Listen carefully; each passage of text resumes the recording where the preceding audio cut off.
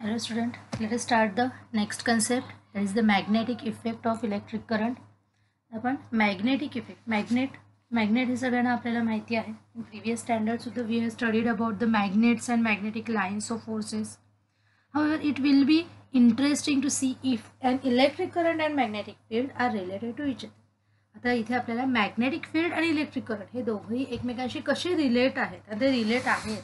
Okay, how they are related and which so many applications are we are used day to day life. See here आपण doorbell असते आपल्या दाराला आणि ती doorbell आपण ring out करतो, वाजवतो, मग काय आहे आपल्याला आवाज येतो. आपली रिंग आतमध्ये जी मशीनमध्ये लावलेली असते ती काय होते, व्हायब्रेट होते आणि त्याच्यातून एक आवाज साऊंड निर्माण होतो. there is a magnetism, this is the magnetic effect of current. इथे काय आहे, हा इथे आपल्याला एक इलेक्ट्रोमॅग्नेट्स इथे सिच्युएट असतात आणि त्यांच्यामुळे इथे काय आहे, ही जी स्ट्रिप आहे ती काय होते, ह्याच्यावर हॅमर होते. त्याचप्रमाणे अजून magnetic effect of electric current बघायला गेलं आपल्या डे टू डे लाईफमध्ये आपण कोणीही कन्सेप्ट आणलेली आहे. तर this great scientist, that is the Hans Christian Oersted. is a scientist at the forefront in the 19th century. He is a Hans Christian Ørsted played an important role in the understanding the electromagnetism. सर्वात महत्त्वाचा role ह्याने केलेला आहे इलेक्ट्रोमॅग्नेटिझम, electrical आणि magnet relate करण्यामध्ये. He observed in the 1820 that when a current passed through the metal wire, the magnetic needle near the wire turns through a certain angle. त्याने काय केलं, एक एक्सपेरिमेंट केला त्याच्यासाठी आणि त्याने करंट पास केला एका मेटल वायरमध्ये. ओके, आपण जसं सर्किटमध्ये मेटल वायरमध्ये काय आहे, करंट पास करतो, पण त्याच वेळेस त्याने मॅग्नेटिक निडल त्याच्याजवळ नेलं आणि तेव्हा त्याला काय एक सर्टन अँगलमध्ये तो काय होतो, तिथे हल्ल्यासारखा तिथे त्याला दिसून येतं.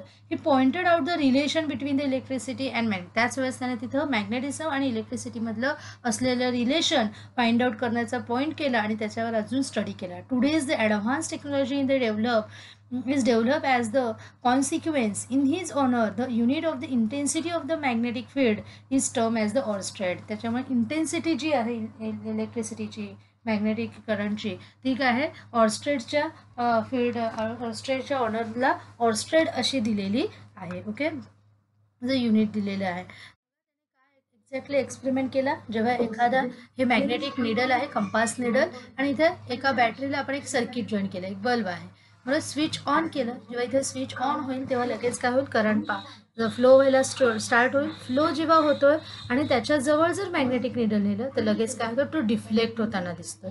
तो काय होतोय, डिफ्लेक्ट होताना दिसला, म्हणजे ह्याच्यामध्ये ह्या दोघांमध्ये काय आहे, नक्कीच काही ना काहीतरी रिलेशन आपल्याला बघायला मिळतं.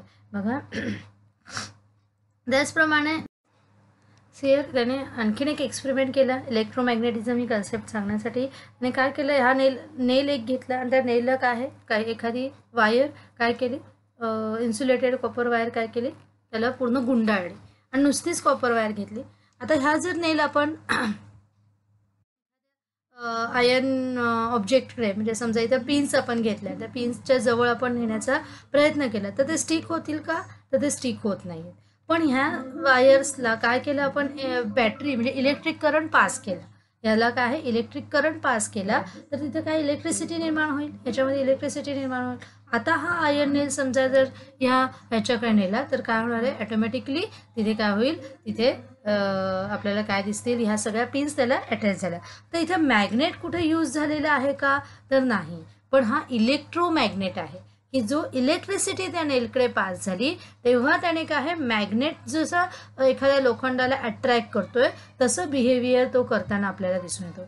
therefore it is non as a electromagnet. He concept आपण 8वीला बघितलेली आहे. ओके, म्हणजे इथे इलेक्ट्रोमॅग्नेटिझम ही कन्सेप्ट त्याने काय दाखवली. इथे मॅग्नेट कुठेही नाही आहे, पण मॅग्नेटसारखा वर्क करणारा हा नेल आपण इथे घेतला. मग इथे का बरं हे असं झालं असेल, तर नेलमध्ये सुद्धा काही इलेक्ट्रॉन्स असतात. ओके, काही इलेक्ट्रॉन्स असतात की जे स्टेबल फॉर्ममध्ये असतात आधी, पण जेव्हा जसं त्यांच्याकडे इलेक्ट्रिक करंट येतोय तेव्हा ते काय होतात, मूव्ह व्हायला स्टार्ट करतात. पाहणार आहोत, जसं नेल हा खरं तर मॅग्नेट नाही आहे पण तरी सुद्धा तो मॅग्नेट सारखं now let us see why this is happen. आता आपण हे असं का झालं की इलेक्ट्रिक करंट त्याला पास झाल्यावर तिथे काय आहे, त्याने मॅग्नेटसारखं बिहेव केलं. मग मॅग्नेटसारखं बिहेव करताना खरं तर ह्याच्यातले ॲटम्स त्याला आपल्याला कारणीभूत असलेले दिसून येतील. मग काय आहे बघा, हे ॲटम्स हे कसे असतील आपण बघायला गेलो, जर त्यांच्यामध्ये असतात काही छोटे छोटे इलेक्ट्रॉन्स असतात की जे छोटे स्मॉल इलेक्ट्रॉन्स काय आहे, मॅग्नेटिक टायनी मॅग्नेट सुद्धा आपण म्हणू शकतो. त्यांना टायनी मॅग्नेट्स असं म्हटलं जातं. As it is the INL. So some असे छोटे छोटे इलेक्ट्रॉन्स काही असतात की जे टायनी मॅग्नेट्स आपण त्यांना म्हणू शकतो. असे अनेक टायनी मॅग्नेट्स त्याच्यामध्ये असतात. आपण त्यांचं काय आहे, तेव्हा त्यांना हे स्टेबल असतात तेव्हा ते काय कुठेही कुठल्याही डायरेक्शनला फ्लो होत असतात. त्यांना काही रॅन्डमली ते फ्लो होत असतात. पण जेव्हा त्याच्यावर एखादा इलेक्ट्रिक करंट त्या नेलकडे पास केला जातो तर त्यांना एक विशिष्ट अशी दिशा येते, डायरेक्शन येते. बघा त्या सगळ्यांची डायरेक्शन आपल्याला चेंज होताना दिसेल. काय आहे, they take the one direction होते आणि दे बिकम्स मॅग्नेटिक आणि सगळे एकाच डायरेक्शनला झाले. त्याच्यामुळे काय होतात, now let us understand how the magnetic effect किंवा magnetic field is produce around the conductor.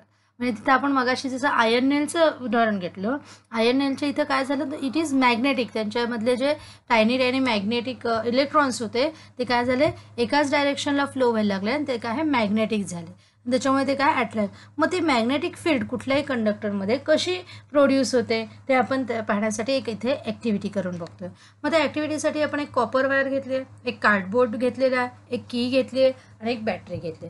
Okay, we are going to join this components. Copper वायरने इथे डॅशबोर्ड घेतला आहे, की ऑन ऑफ आणि बॅटरी आपण जॉईन केली. आता कार्डबोर्ड हा कशासाठी घेतला आहे तर इथे कार्डबोर्डवर आपण आयर्न नेल्स टाकणार आहोत. ओके, जसं मगाशी तिथं काय केलं, एक कंडक्टर होता आणि त्या कंडक्टरने काय केलं, आयर्न पिन्सला अट्रॅक्ट केलं. तसंच इथे आता आपण आयर्न फिलिंग्स घेणार आहोत. अगदी मॅग्नेटचा चुरा जो असतो तो घेणार आहोत आणि तो चुरा काय इथे स्प्रिंकल करणार. स्प्रिंकल केल्यानंतर तुम्हाला लक्षात येईल तर आता स्प्रिंकल केलेलं आहे आणि इथे आता मॅग्नेटिक करंट इलेक्ट्रिक करंट जसा तिथे स्टार्ट होणार आहे ते काय आहे, एका बघा गोल गोल गोल गोल आयर्न फिलिंग्स काय आहे एका राऊंड शेपमध्ये काय तिथे आलेले आहे.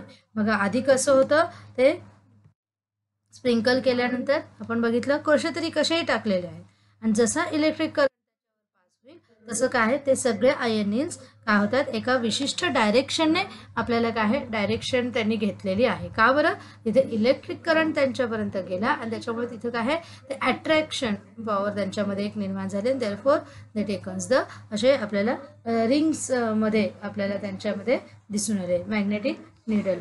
लक्षात येते.